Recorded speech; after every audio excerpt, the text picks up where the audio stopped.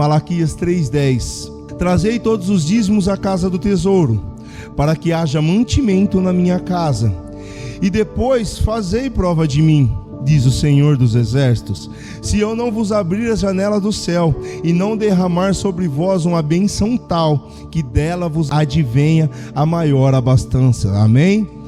O Senhor, por intermédio do profeta Malaquias, reafirma o mandamento que os santos homens de Deus já exerciam antes mesmo dele, o Senhor, determinar ao seu povo lá no Monte Sinai através de Moisés. Então, Jacó, Abraão, Isaac, esses homens de Deus lá atrás, eles já exerciam o culto do dízimo e das ofertas, lá atrás. E depois o Senhor reafirmou, porque aparentemente que esse culto havia se perdido durante a estadia do povo no Egito. Então o Senhor reafirmou isso, glórias a Deus, e deixou claro como um mandamento, como um estatuto.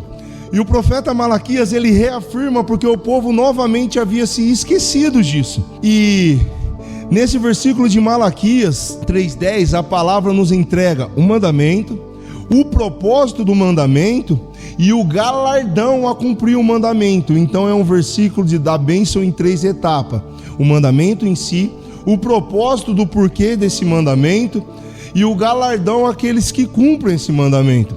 Glórias a Deus. Olha a primeira parte: trazer todos os dízimos à casa do tesouro.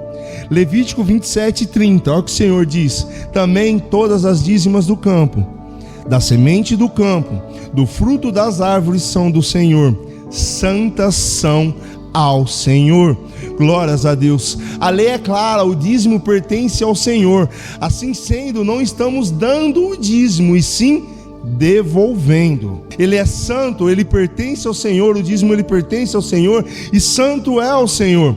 Isso deve ficar bem claro na mente dos irmãos, igreja, porque aí há ensinamentos e estudos teológicos que deturbam a realidade e dissolvem a palavra de Deus com águas sujas, águas contaminadas, quando a palavra ela é clara, ela não deixa sombra de dúvida.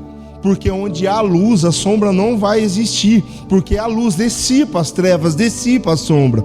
E esse é o propósito da palavra de Deus. Glórias a Deus. Note que o mandamento manda trazer os dízimos à casa do tesouro.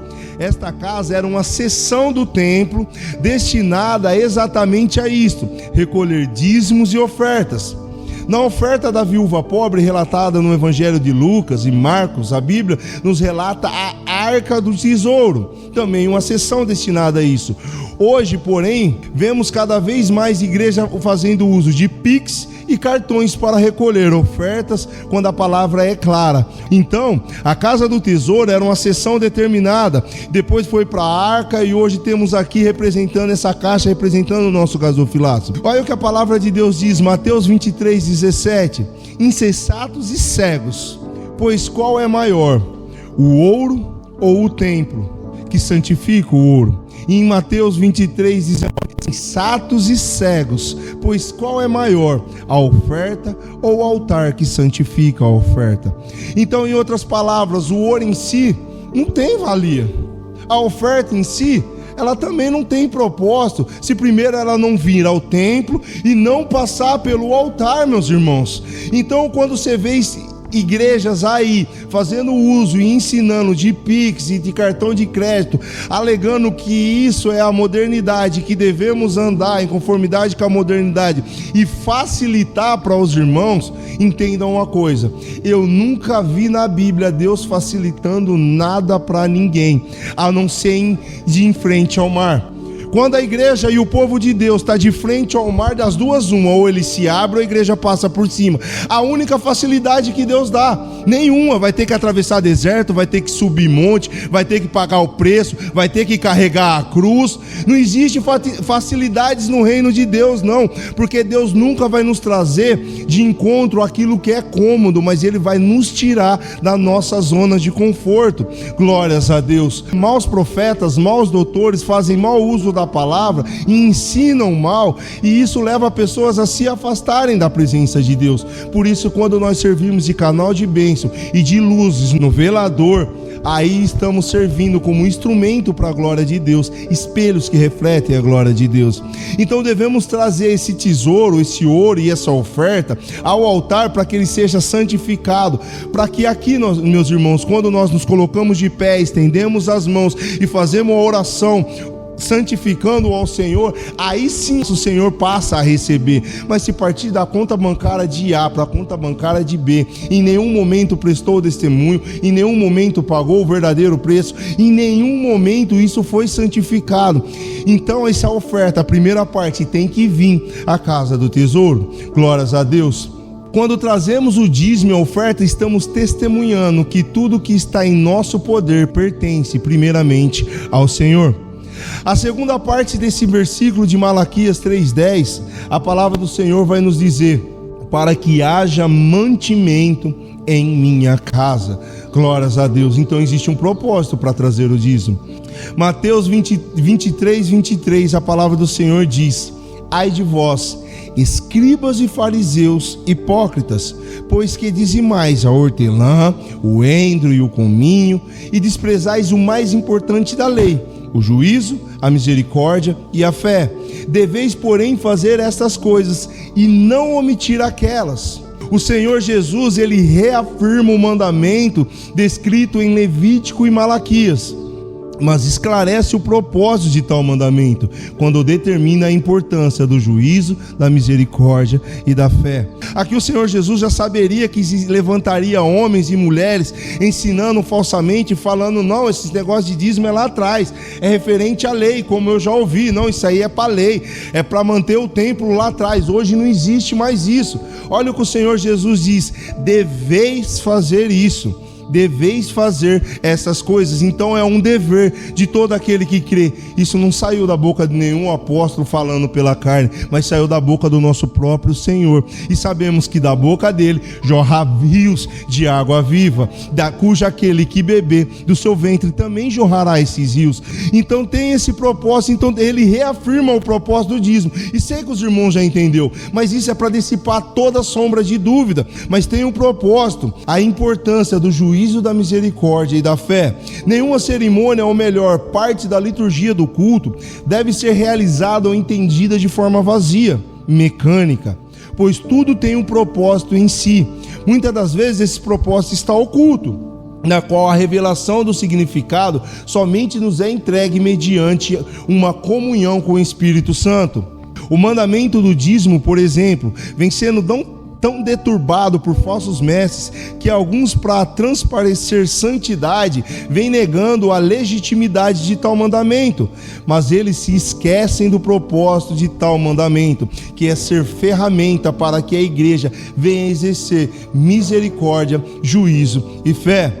Tiago 1:27, olha só um dos propósitos dos dízimos: a religião pura e imaculada para com Deus o Pai é esta: visitar os órfãos e as viúvas nas suas tribulações e guardar-se da corrupção do mundo. Essa é a religião pura e imaculada, é visitar o órfão. Em outras traduções, é assistir os órfãos e as viúvas nas suas necessidades. Então o dízimo, o mantimento que deve agir, deve manter na casa de oração, no templo, deve servir para tal propósito e não outro. Glórias a Deus. Estamos presenciando aí onde metade daquilo que vinha de dízimo e oferta ia para o bolso do pastor, falando como salário, e mais para frente vamos detalhar isso. E por causa desse ensinamento errado, desse entendimento errado, que o Espírito Santo de Deus, na tua infinita misericórdia, vai nos ensinar nessa manhã, muitos vêm abandonando a fé e se escandalizando da fé por causa desses procedimentos. Se a verdadeira religião é assistir órfãos e viúvas em suas dificuldades, como a igreja faria isso sem os dízimos e ofertas? Devemos entender nosso papel nessa terra de viventes e exercê-lo com diligência, com zelo. Glórias a Deus. Quem são os órfãos e viúvas? Aí é o detalhe. Existem verdadeiros órfãos, verdadeiras viúvas, existem falsos órfãos e falsas viúvas. A palavra de Deus diz em Marcos 9:27: qualquer que recebe um desses meninos em meu nome, a mim me recebe, e qualquer que a mim me receber, recebe não a mim, mas ao que me enviou. Glórias a Deus. Logo, os órfãos são aqueles que vêm a nós no nome do Senhor Jesus. Quando o filho pródigo estava distante, o pai não moveu um passo, uma palha para ajudá-lo, para ir em encontro a ele. Porém, quando ele caiu em si, reconheceu o seu erro, o pai o recebeu e o vestiu com o melhor vestido, pondo no seu dedo um anel e alparcas aos seus pés. Então note, irmãos, o verdadeiro órfão é aquele que vem até a igreja, solicita a ajuda da igreja, mas vem no nome do Senhor Jesus, glórias a Deus, mas não vem de qualquer jeito para os seus próprios deleites, mas vem no nome do Senhor Jesus, reconhecendo que depende de Deus e agindo assim como aquele que depende de Deus. Esses são os verdadeiros órfãos, glórias a Deus. E quem são as verdadeiras viúvas? 1 Timóteo 5, 3, 8. Honra as viúvas que verdadeiramente são viúvas, mas se alguma viúva tiver filhos ou netos, aprendam primeiro a exercer piedade para com a sua própria família e a recompensar seus pais, porque isto é bom e agradável diante de Deus. Ora, a que é verdadeiramente viúva e desamparada, espera em Deus e persevera de noite e de dia em rogos e orações.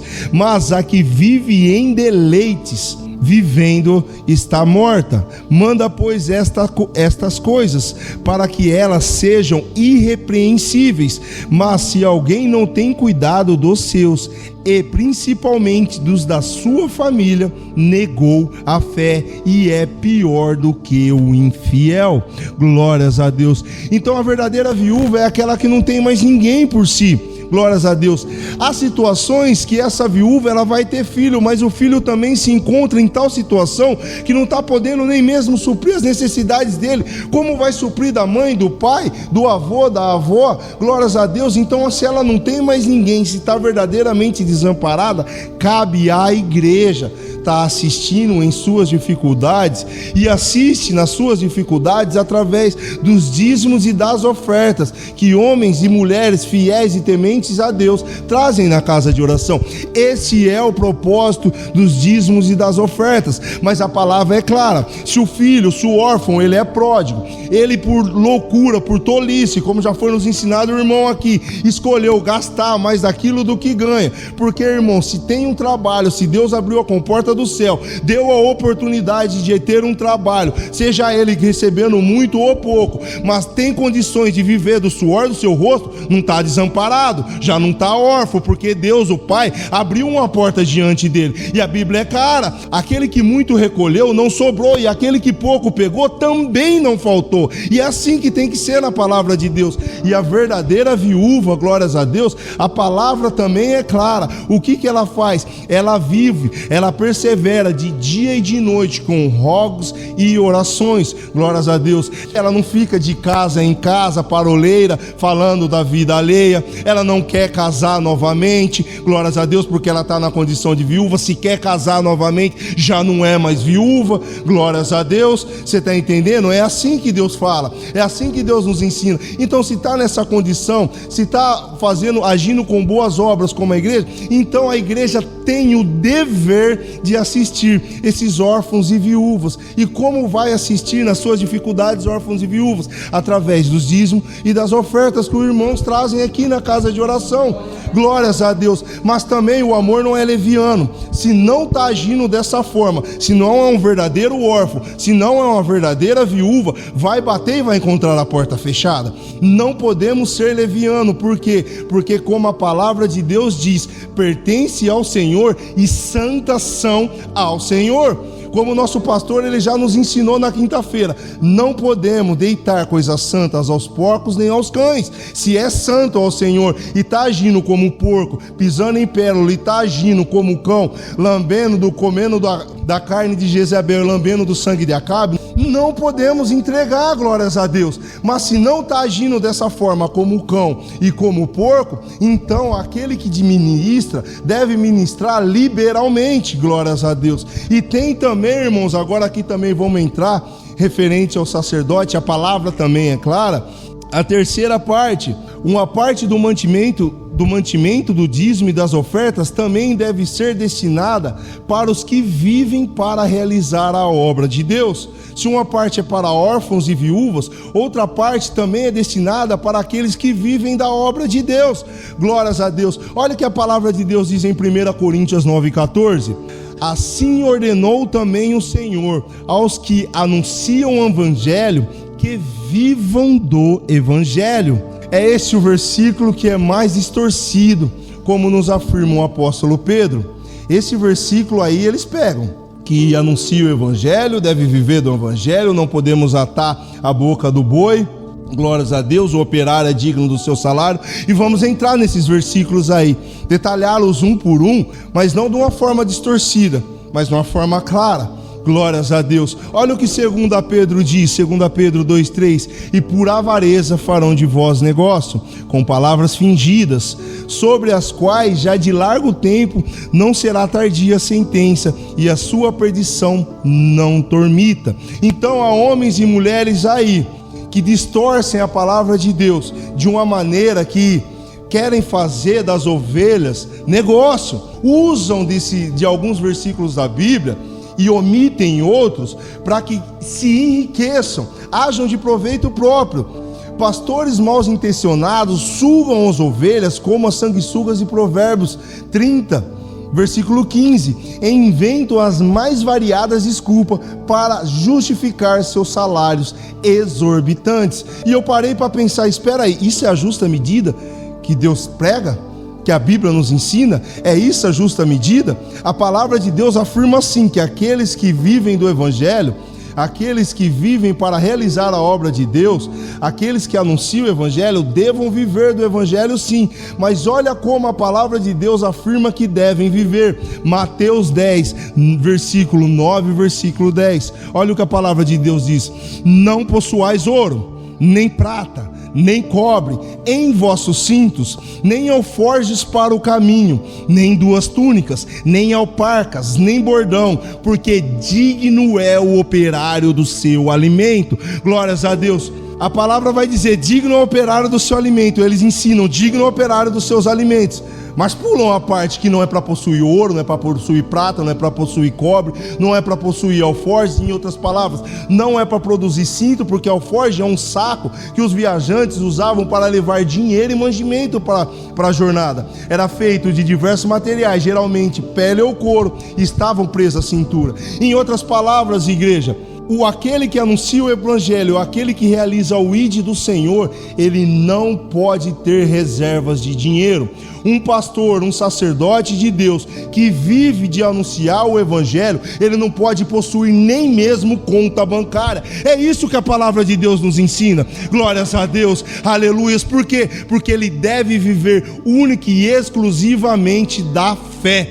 Glórias a Deus. Olha o que a palavra de Deus diz em Lucas 10:7: e ficai na mesma casa, comendo e bebendo do que eles tiverem, pois digno é o obreiro do seu salário. Não andeis de casa em casa. Glórias a Deus. Digno é o obreiro do seu salário. E qual é o salário do obreiro? No começo do versículo ele diz: comendo e bebendo do que eles tiverem. Esse é o salário do obreiro.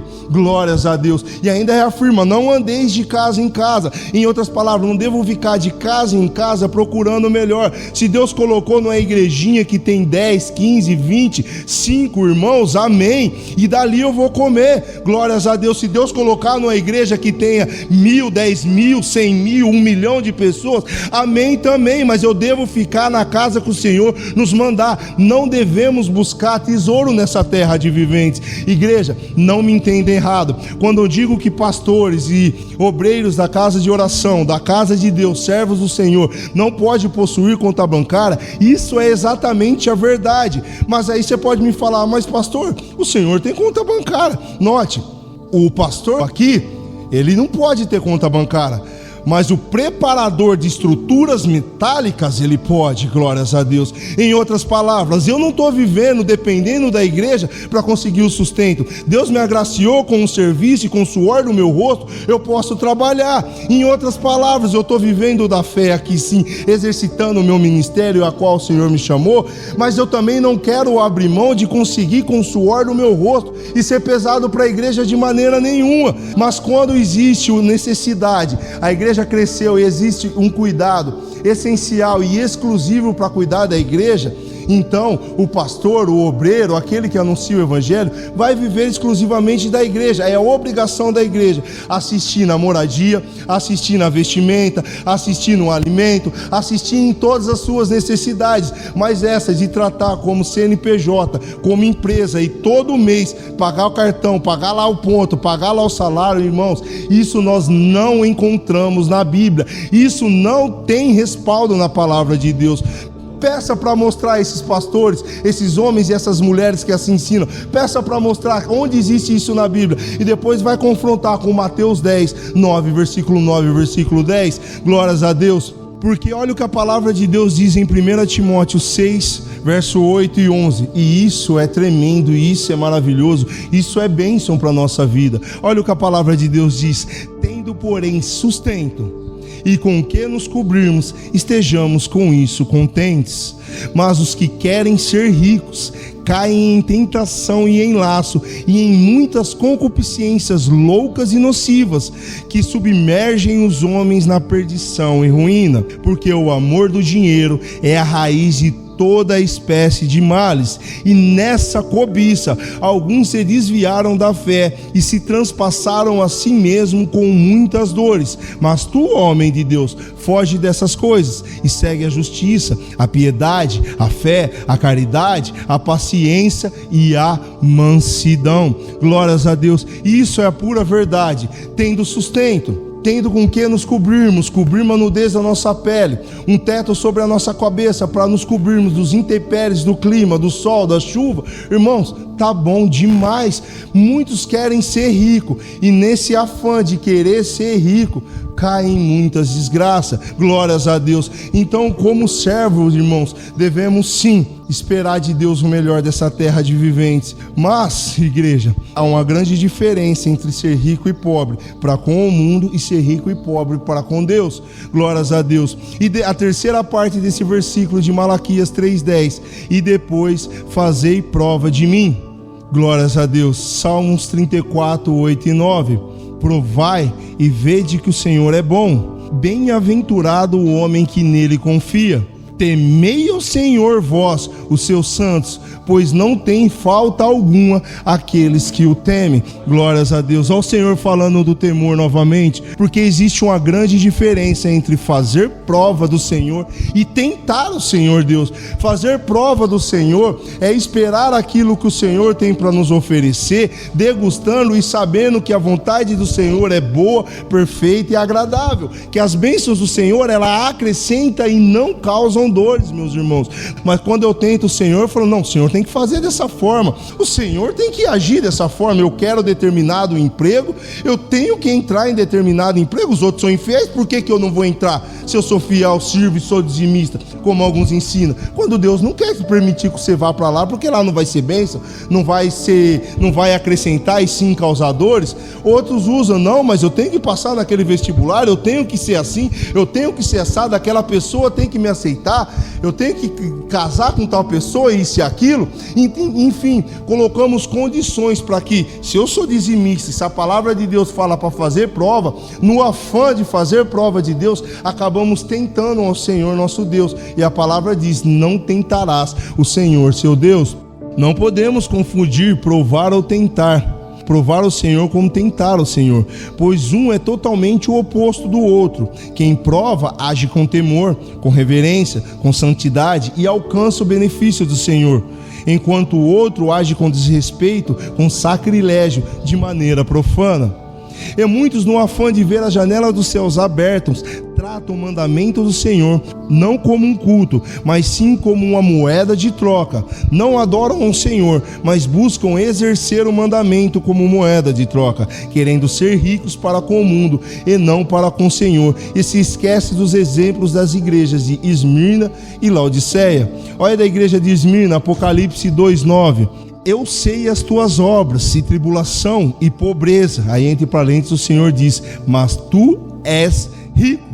E a blasfêmias dos que se dizem judeus e não são, mas são da sinagoga de Satanás. Glórias a Deus. Então tribulação, então pobreza pode advir sobre a vida daquele que é fiel, é servo do Senhor, mas para com o Senhor é rico. Por quê? Porque em tudo o Senhor sustenta. Como disse Paulo, posso todas as coisas naquele que me fortalece. Glórias a Deus. Mas olha para Laodiceia, o diagnóstico do Senhor para a igreja de Laodiceia, Apocalipse 3:17. Como dizeis, sou rico e estou enriquecendo, e de nada tenho falta, e não sabes que és um desgraçado, miserável e pobre, e cego e nu. Glórias a Deus. Desgraçado, perdeu a graça do Senhor. Um miserável, não tem nada. Um verdadeiro pobre e cego, já não consegue mais vislumbrar a luz da glória do Senhor.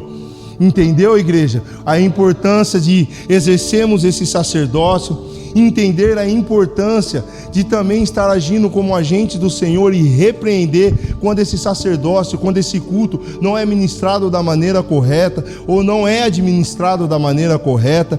E depois, ao fazer prova do Senhor, não confundir fazer prova com tentar o Senhor, porque a igreja é melhor ser pobre para com o mundo e rico diante de Deus do que o inverso, porque essa terra de viventes, Deus tem o melhor para aqueles que o temem nessa terra de viventes, mas há um processo aí para nós alcançarmos esse melhor na terra de viventes, e o melhor para mim nem sempre é o melhor para o irmão, nem sempre é o melhor para o irmão, e o vice-versa também é verdadeiro. O melhor que Deus tem para ele também não é o melhor que Deus tem para mim. Então cabe a nós nos contentarmos com a porção que o Senhor nos tem, nada menos e nada mais. Como disse o livro de Provérbios: não me dai-me nem a riqueza e nem a pobreza, mas sustém-me com a minha porção diária. Amém, irmãos?